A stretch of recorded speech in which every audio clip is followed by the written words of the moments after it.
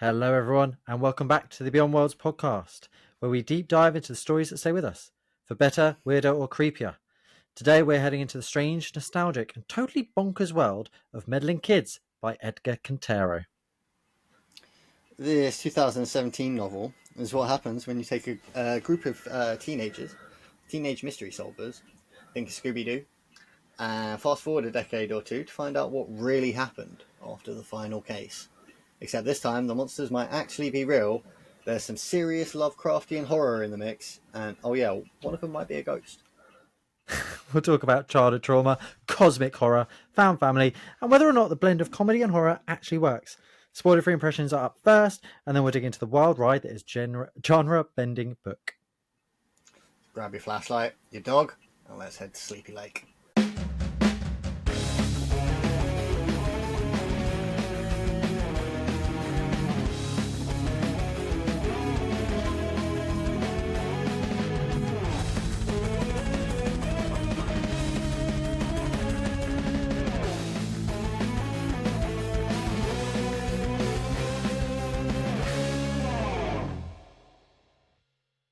Welcome back to the Beyond Worlds podcast. I'm Beyond Joe. And I'm Stephen. How's it going today, buddy? Book time. Excited for another Beyond Worlds book club? Yeah. It's going to be a good one. I quite enjoyed this one. It was different.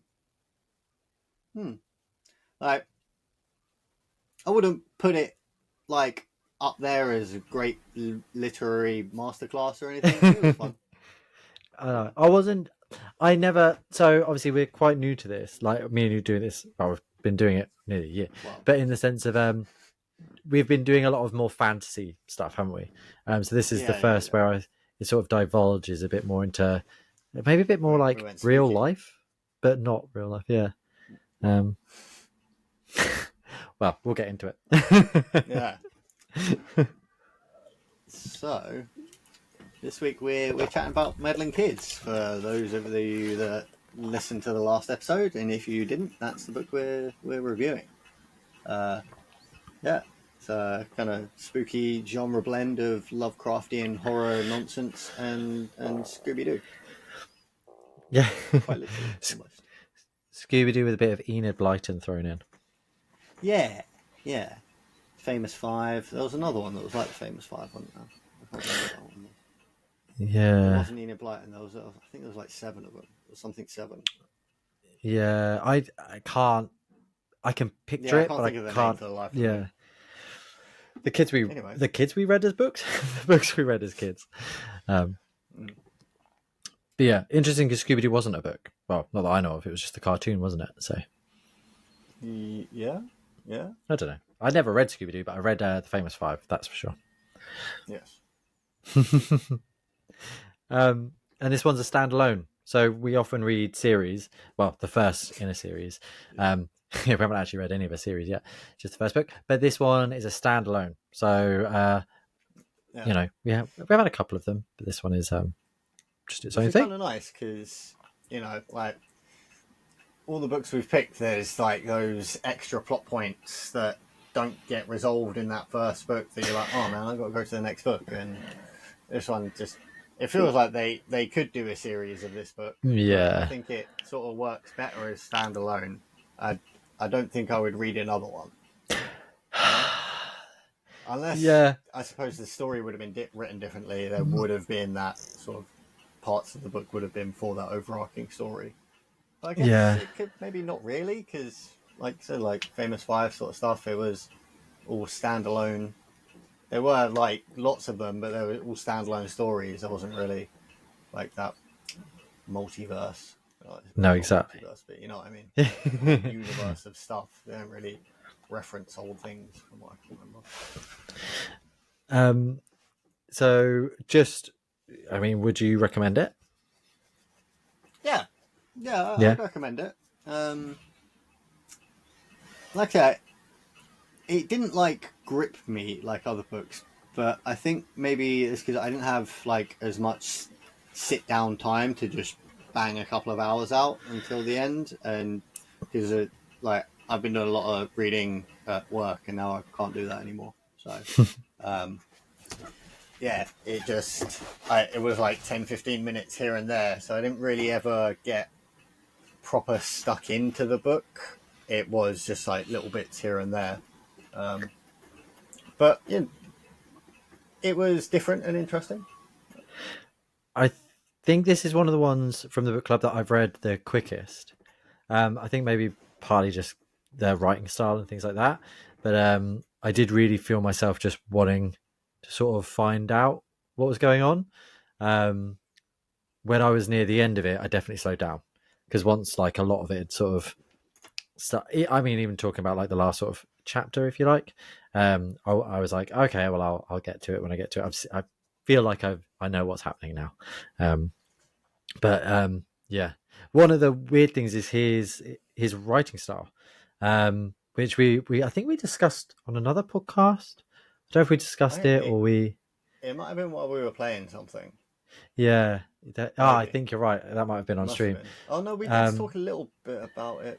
Or it might have just been when we were just having a chat. Yeah. But because it will out of nowhere switch to like a script style, like he's writing a play, and yeah, for a long while I thought maybe that would have something to do with the book and the sort of Scooby Doo and Blighting aspect, but no, I did look it up and it's just just what he likes to do. It's mad, isn't it? I kind of want to read a different book of his and see if it's similar. See if he does that more.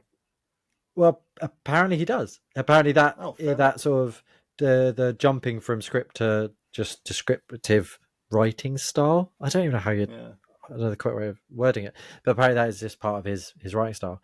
But yeah, when it first happened, I found it a bit shocking, but it conveys all the information a lot quicker than.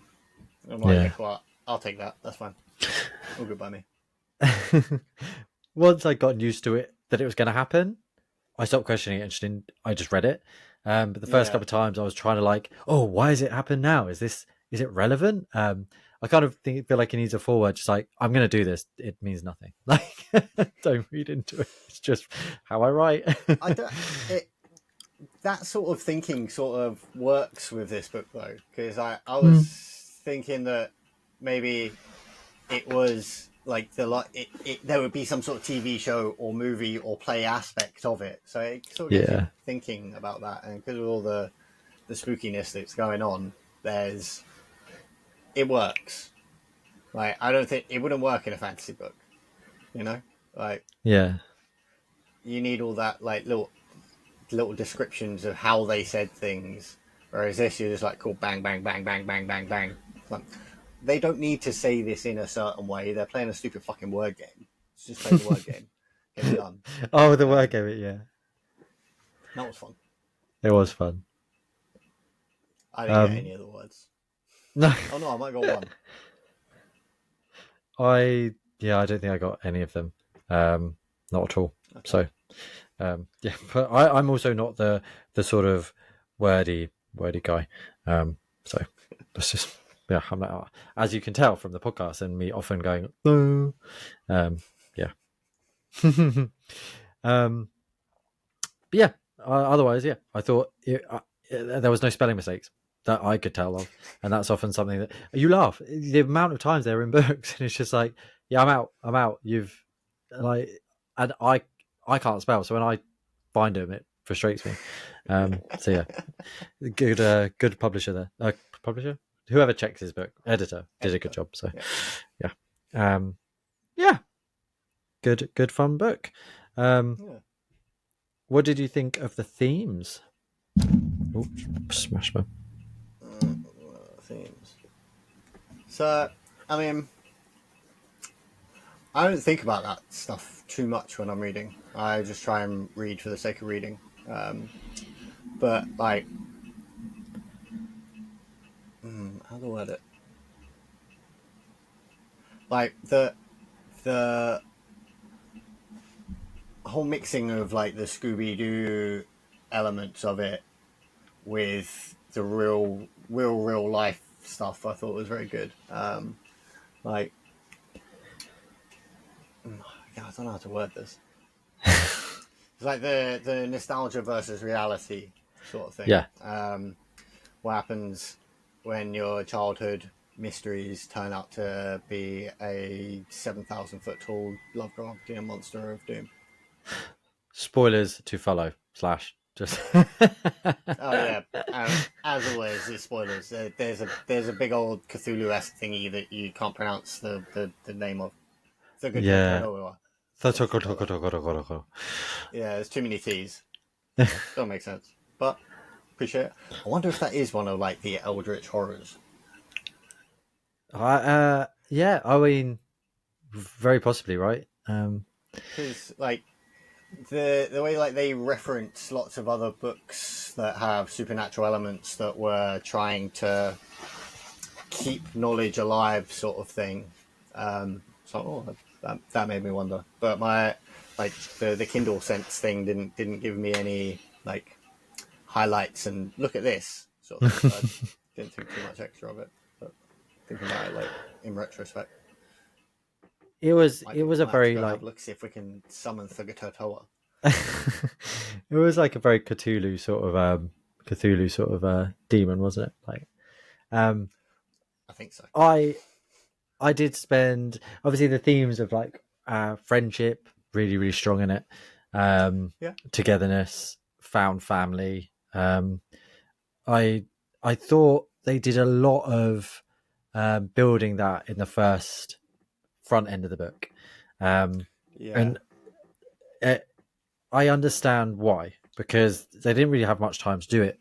He didn't really have much time to do it afterwards because it was very much into it. But that mystery didn't last as long as maybe I would have liked. So you find out pretty quick that it wasn't just because they're not 100%. They're pretty sure that things were messed up, but they were kids. So it was like, are we misremembering our past? What's going on? But that theme of like horror, the realness of it. They were kind of sure of what they saw, though, weren't they? And then it just sort of, because they were kids, it just was like, no, that didn't happen. No. Don't believe what you saw. It was all props. Oh, it's all props. See the video, I just raised my eyebrows, but yeah, the video is working at the moment. So. Yeah, and because they first arrive back at Blighton Hills, I want to say, because I know that was from Enid Blyton, so the name of the place was quite a nice little touch there. And yeah, when they arrive back and they're sort of doing their exploring, and you're like, okay, well, are they going to find something? Are they not? What's going on? And very quickly they do, and yeah, it's intense, isn't it? And almost like right away as well. Like yeah, go down into that mine shaft and hey, monster when they come out. Like, oh shit, yeah, okay, real monsters, cool, okay. I was sort of half thinking through the whole thing that no, it was just going to be a stupid Scooby-Doo mystery at the end. But yeah, nope, there was a monster. It really was. Like, oh shit, it's a real monster. I wonder what works against the monster. Shotgun. Because there's like 3.5 main characters, half being because one of them's like a dog. Well, no, 4.5. Because yeah, I'll get there. So you got Andy, who is the sort of tomboy, and quite an interesting character, especially in terms of like the exploration of sexuality behind them and things like this. Because Andy's quite a butch character. She not kicks a guy's testes right up into his chest right at the start and warns him it's going to happen. And very much this sort of comes across as this butch lesbian character. But what I found quite interesting, there was a point when they do touch on that sexuality, and she says like, I don't know if I'm a lesbian, I just know that I'm in love with you, if that makes sense. And I thought that was quite a very interesting way of putting it. It's like, I've never thought about, I just know I like you, and that's so. If that makes me a lesbian, then I am. Whatever. I'm not. I haven't looked at it that much more, which I liked that aspect of it. I thought that was really touching, and yeah, took away from that a bit of the I don't know how to describe it really. Yeah, I just thought it was a good take on it. And then Kerry and Nate, they were cousins, right? Kerry and Nate. Yeah. Um, I had a hard time picturing who would you have you said Andy was in the was Andy like the Velma character? Yeah, If you're Andy gonna was have to, Velma, Kerry was Daphne, yeah, Nate was he Shaggy, wasn't Shaggy. yeah. Like he wasn't Shaggy, but he wasn't Fred either. Well, and because Peter, the ghost character, very much comes across as Oh, he was uh, Fred. Fred, yeah, yeah. Yeah, let's Um, split up. Me and Kerry are gonna go look this way. Good old Peter. Um, But and Peter's dead. Peter is a yeah, figment of Nate's imagination because Nate well, is nuts. well, is he? Is he? Yes, So you were very much certain that it's purely just a I'm figment, firmly in the camp that that was all in Nate's head.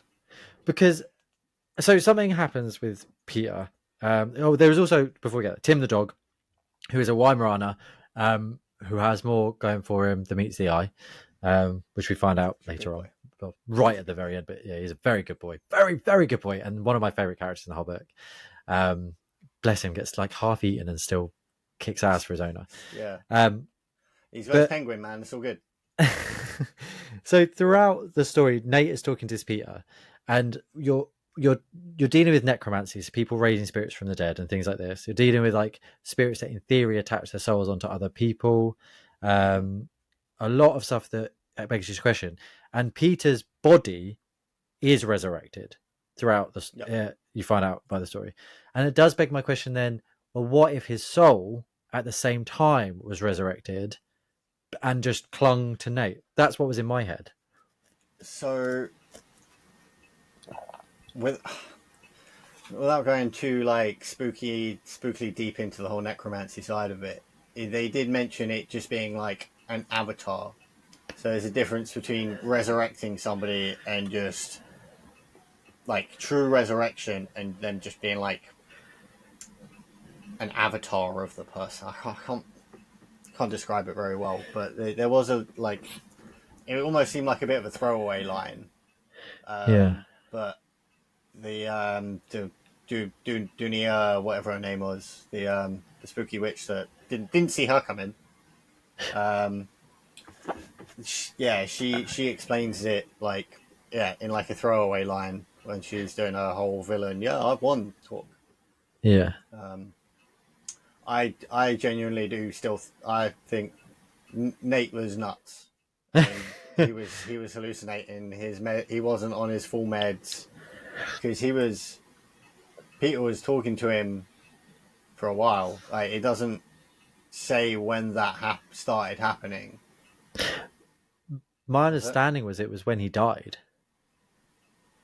I don't remember it saying anything specific about that. No. We'll have to Do a bit of research. retouch on But that point. the other reason why is so then the question is, just while we're on the subject of Nate's mental health, at the end there is a massive scene between, and it sort of changes how you view some of the story between Nate and Tim the dog.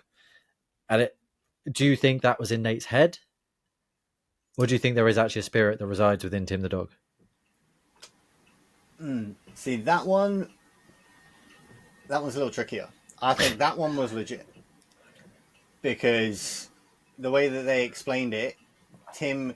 So the thing with Peter was that everything that Peter said to Nate was stuff that Nate innately knew already. Yeah. There was no new information provided to Nate by Peter's going on about shit. And Nate did pull up that, didn't he? So yeah. Whereas with the dog, with Silverwolf, he was like, yeah, no, I'm XYZ. I from this, that, and the other. Remember. Although even then, like some of the information was just stuff that Nate might have known, but yeah, a bit of interesting mystery, which this book is all about. That's a huge part of it. And Sleepy Lake obviously haunted, curse sort of version of like the Crystal Lake, Friday the 13th sort of thing. That mansion setting, what do you think of that? Middle of a lake. Bit of a weird place to make a mansion, but you're a spooky Yeah, necromancer. You need a moat. Sure. you do Lake's a need an natural moat. epic moat. um, I thought that was cool as chuff. I could really like picture it, and as the story progresses and you learn all about it, sort of like Dark Souls esque back doors to the front, to the back, and all this stuff. I thought that was clever. I liked it. So for me, like a spooky mansion's spooky mansion. I picture them all the same. Doesn't matter how you describe it. No, they're all the same in my head. You ring the doorbell, you fall down the doormat instead of through the front door, sort of thing. I like more like the whole gold mine chemical plant sort of thing going on with it. Okay. I really liked how they sort of explained the science behind some of it to make it more grounded in reality, like Yeah. the Weezers, as they were called, the baby Cthulhu's. They breathed CO2 instead of oxygen. Yeah, that So was so cool. it explained a lot of the phenomena that was going on, which was I thought was kind of cool. How they were only down in the mines for a majority of the time. That sort of stuff I found was cool. And like Kerry doing the whole biologist autopsy of it, sort of thing. That was super cool. That was really good, wasn't it? Mm. I thought the way they did that CO2 science, this is why there's no sound at the lake, because everything's dying from CO2. This is why she had the panic attack. Well, she assumed it was the panic attack. It was everyone was sort of suffocating with the mist when they first saw the Weezer, and they were at the tent, and it was like misty and stuff. There's obviously a high amount of CO2 in the air. It explains why she felt she couldn't move. You're right. The science behind it made sense. Whether or not that actually, I'd love to know if that is an actual thing that happens, like CO2 explosions that just then, stick along the ground and can just kill people. That's crazy. Crazy. I'm pretty sure it's a denser molecule than oxygen, so So it would. It would sink. Yeah. Shit. Scary, isn't it? So like there's caves in places where they'll have a sign outside. It says "Do not enter. Death beyond here." And you'll get tour guides like they'll have a torch, like a lit stick torch sort of thing, and they will at the top of the cave. The fire will stay. They'll put the lit torch down low. Fire goes out, and it's like that's because that is CO2. It's not oxygen. You go in there and you won't be able to breathe anymore. That's cool, man. I thought that is clever. That's really clever. Did you think that would you say there's strong comedy elements to the book? There were some funny bits. I didn't find much comedy in it though. Yeah. Like some of it felt a bit forced. Like Andy, her comedy was not comedy. It was very, very forced. And for me, anyway, like that whole opening segment in the bar, that felt a bit naff. But then again, if it was supposed to like spoof Scooby Doo, yeah, it sort of fits in with that. But for me, I didn't stick on comedy too much with it. I wanted to see if there was a real monster. Yeah. There was parts that I sort of, it wasn't like ha funny, if that makes sense, but there was like the way that Nate and Pete would talk. I'd often find funny the way that the dog would just turn up with half his ear off. There's just things that are like, I just fucking, as if, how are these kids this unlucky? So not kids, these young adults this unlucky at times. I wouldn't have, if someone said to me, what is the start? I don't know if I would really describe it as a horror comedy as such. No. Even though that's what it's tagged as. Relief. Yes. Yeah, there's some comic relief stuff, but there's not outright comedy, I wouldn't say. And like, I think Yeah, Go some of ahead. the funny bits were like throwbacks to when they were kids, like, which makes more sense because that situation when they were kids, it was. But apparently, everybody came to Sleepy Lake and dressed up as stupid shit to steal sheep and find missing gold, and Yeah. that's where all the Scooby Doo adventures happened. Was in this tiny little town, and that some of that stuff was sort of funny. Like the naming of their elaborate schemes and traps and stuff. Yeah. Yeah. That was funny for the nostalgia sake of it. Um, yeah, It, like the a point where I think that they would try to make it a bit more comical, where I think it maybe fell a little flat for me, was when we get to the ending and we have the sort of fight between this demonic necromancer who's been alive since he was a pirate in the ye olden days and has what one two I think it's 4 generations gone now. They've gone down he, and had a sex change as well to become a so I woman. think That was my understanding. this was I think she was the third. Okay. So it was the main dude, and then Yeah. the town were like, "Hey, hang on a second, you haven't aged in 45 years or 20 years or whatever." So then he fucks off and comes back as his son, right? Yeah. And then after that, the son became the daughter of sort of thing. Yeah. I thought that there was one previous, which was like the original pirate who they were all like, maybe they were this pirate. So maybe that's me just misremembering. That I guess was just the first person. Um, but Although to they be sort fair, of we don't know because mm, he does go on and say that like, oh well, I got loads of bodies down there. I can do what I want with them. yeah, So there might well have been more. multiple. Mm. But they sort of get into a sword fight with someone who you assume is going to be pretty good with using a sword. Um, I and mean, they kind they of were. They went a bit badass, like chopping heads and shit, didn't they? yeah. So, but how the meddling kids did a bit of a number. Um, yeah, I was I pretty mean, surprised. they got out, didn't they? I yeah, I guess And then they they had just like army backup. oh fuck. So And that see that bit is another bit that made me laugh when there's just like a Apache helicopter just turns up, Resident Evil style, just turns up to the window and fucking shoots a rocket through it. That did get a giggle at me because just I did not see that helicopter going down either. Fuck, that was a sad moment. Poor old Captain. I kind of felt Death Flags with Captain Al quite Oh, early. did you? Yeah, when he handed over like his service pistol and then she lost it and stuff. I don't know. There was just like, no, it's I don't know. Just some of the conversations. I didn't think he'd survive. Oh, it was. I'm glad they didn't harp on the.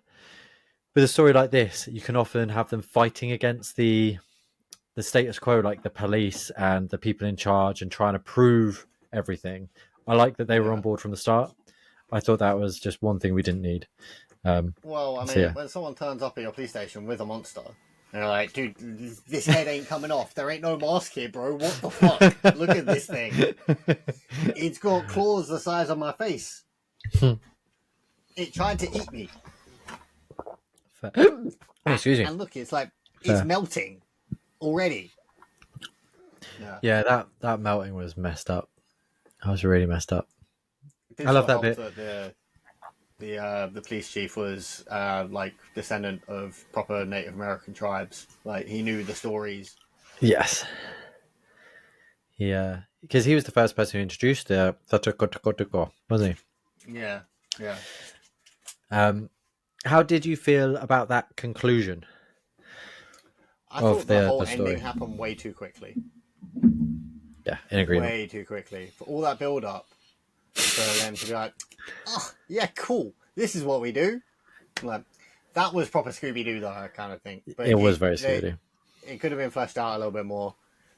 We could have had a bit of fun with Figatotoa, or whatever it was called. Like, there could have just been a bit more. He was the big bad evil guy, and like there was, apart from him like stomping towards their safe room, where no bad things ever happen. Yeah, that was a bit weird. Like, just that it was just sort of over as quickly as it started. You know? I wouldn't have as much minded the. I don't know. It just seems such an easy out.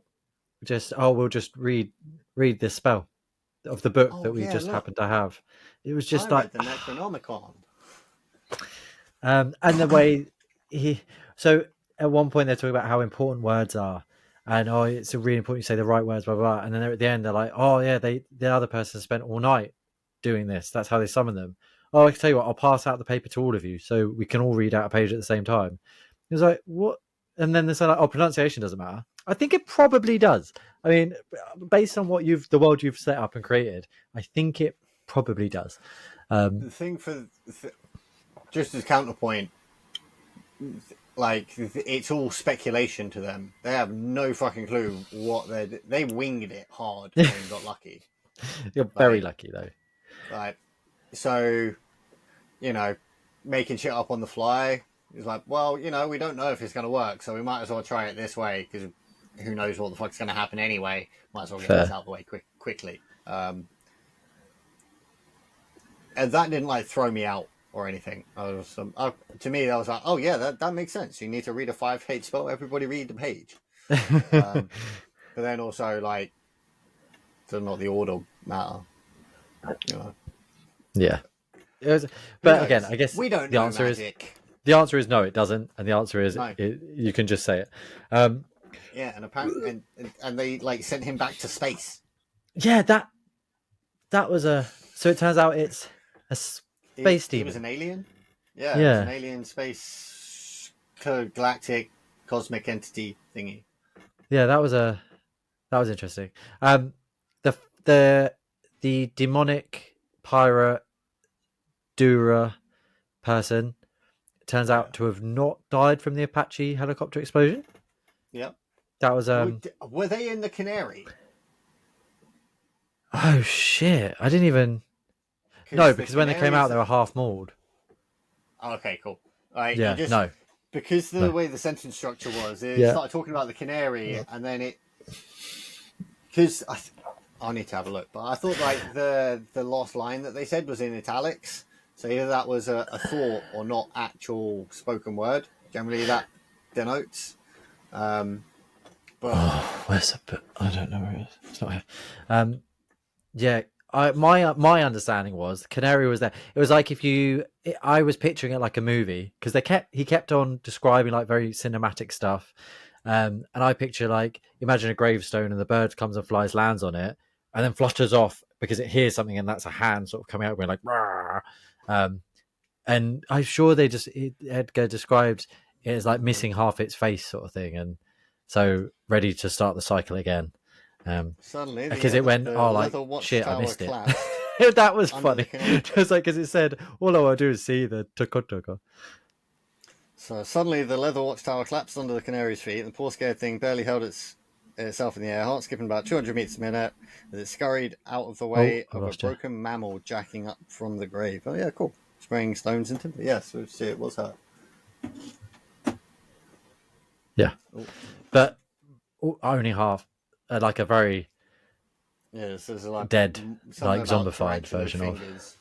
I said, did I miss it? Yeah. But yeah, so she survives. It turns out that the dog had a when Nate did the spell, he brought back someone that the demon during the first like run through of it. He read the Necronomicon by accident and resurrected some of the something like salts that were in one of the jars. And he always goes on about, but there was this black cloud that came out of this fucking jar, bro. What was that black cloud? It turns out that was like the first Native American shaman that came down from the Wonderlands or whatever to try and deal with Superboy. Yeah. That was Silver Wolf.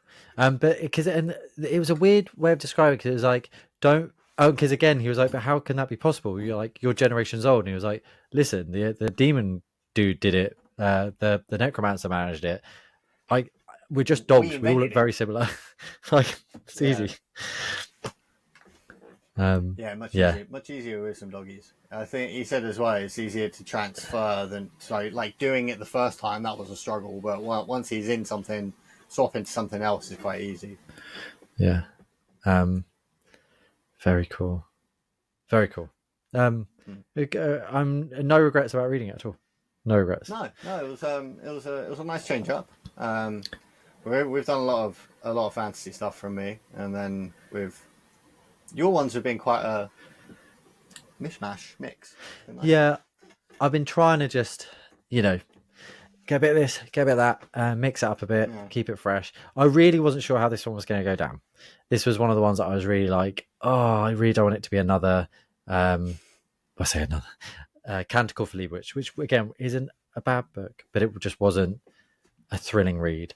But this, I did enjoy it. I did, and like I said, I'd recommend it. Oh, and we didn't actually get onto one other bit about the book. The very, very end. So they did find pirate gold, which is hilarious. That is also laughable. Hid it in a boat, which somehow managed to survive the Eldritch Terror, and are now living the life of luxury in the old house in Blighton Hills. So pretty cool. They only took a little bit of it, and they left. They told Joe they're like old bully, like, oh no, man, we go check out your boat.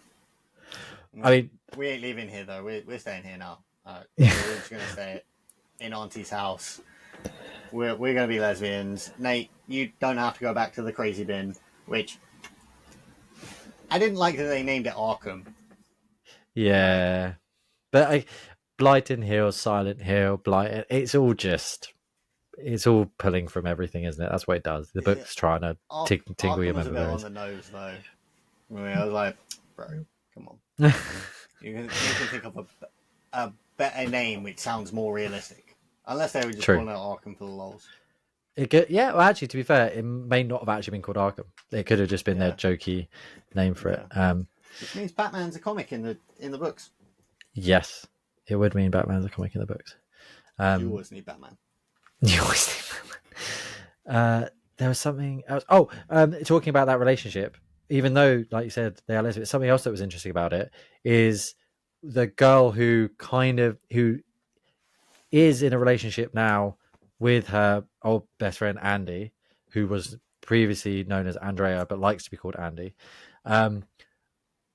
She is like, it's not a normal lesbian relationship, and she even calls it out. She's like, I'm sorry, this isn't sort of what you'd expect. They're not intimate, and they sort of call that out. And I thought that was an interesting thing to call out, because the whole way through the book it can get pretty horny from Andy's perspective, because she's constantly just, oh my god, the amount of times this guy describes her hair. Fucking red hair, yeah, man. Fuck Jesus me. Christ. Like, that's one thing I'd like, just pull it back, dude. You are obsessed with redheads. Fuck. Jesus. Yeah, he's definitely got a thing for gingers. Without a doubt. Oh, it's just, yeah. And the amount of times it's like he pressed up against each other and all this, and it's the hair was almost a sentient character in the book. It was a separate part. It was. And there was like Kerry, Medusa. And then there's Kerry's hair. Yeah. It was his release, right? He's probably not gotten his dream redhead, so he had to write about her. And what did you see the Pete twist coming? Because that was a big twist in the book. Well, he was revived alive and being used as an avatar. I thought it was a bit weird that he was dead. Like, it was a good plot point. Like, having not the whole team. It didn't really feel relevant to have him be back from the dead. It sort of seemed, again, like a bit of a throwaway. It was because, like, you would think that they would have been like, what the fuck, you brought one of our best buddies back from the dead, and they would have stuck on that a little bit, you know? Like, it did mess Carrie up pretty much. She just kept screaming like, what did you try and call me about? What did you, because that was the last thing he did, didn't he? He gave her a phone call before he offed himself. So she didn't take it too well, because there was the whole, do we kill him, what do we do? I did think that was quite good. But yeah, it took me by surprise, but unnecessary. I think it was to try and take us away from the real bad guy, which is what Scooby Yeah, Doo does, right? yeah, Is this true. the villain? No, it's actually the caretaker all along. So yeah, good book. Yeah, I'll give it a solid like 6.5, 7 out of 10.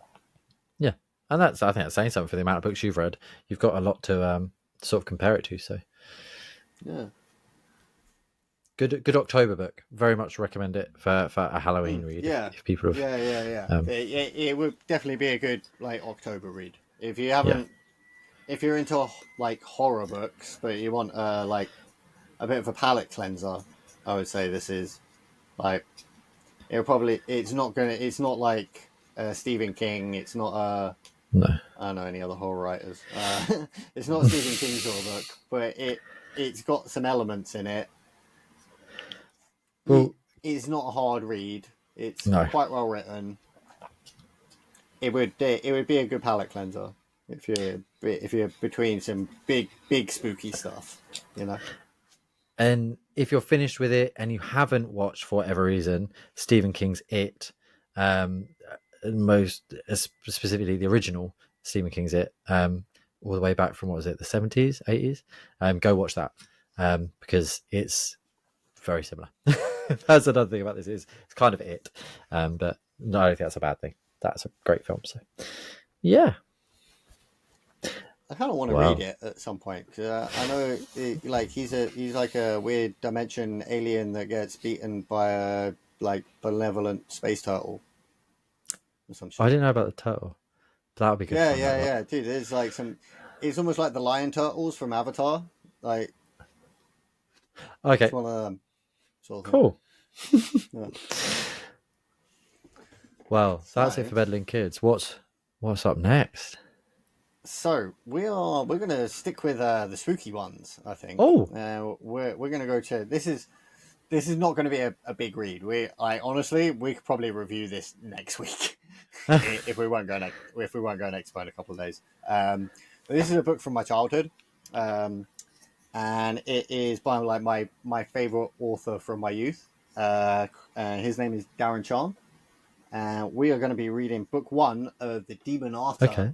series, and book one is called Lord Loss. Um, I was kind of Okay. torn between picking. So this is his second. It's not kids book. It's 10 and up. So it is like young teens, young adults sort of book. Because it's pretty gory. And it's his second series, and his first series is probably still one of my favorite series of all time, called The Vampire's Assistant, which has got a movie you might have Yeah. seen, Cirque du Freak. It, That it definitely movie is brings a. there's a movie. It's got John C. Riley in it, Okay. if you know who he is. But I was torn between those two. But the first the Cirque du Freak is a very very short book. All those ones are like 200-page tops ones, maybe shorter.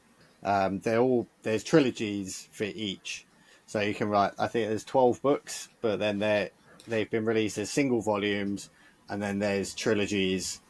So book 1, 2, 3, 4, 5, 6, 7, 8, 9, 10, 11, Okay. 12. That's an awesome series. Honestly, my reason for picking this is because I know you like your spooky stuff, and like this might be something you might want to like read to Bowie in a few Oh, years. But yeah, where's my little thing? Yeah, I got a blurb for. Where'd it go? done a runner. Uh, So it's done. yeah. It does sound super interesting though, um, and nice sometimes to have something a bit shorter, Yes. All right. Here we go. Here we go. and especially Next. something from your childhood. That's cool. Yeah.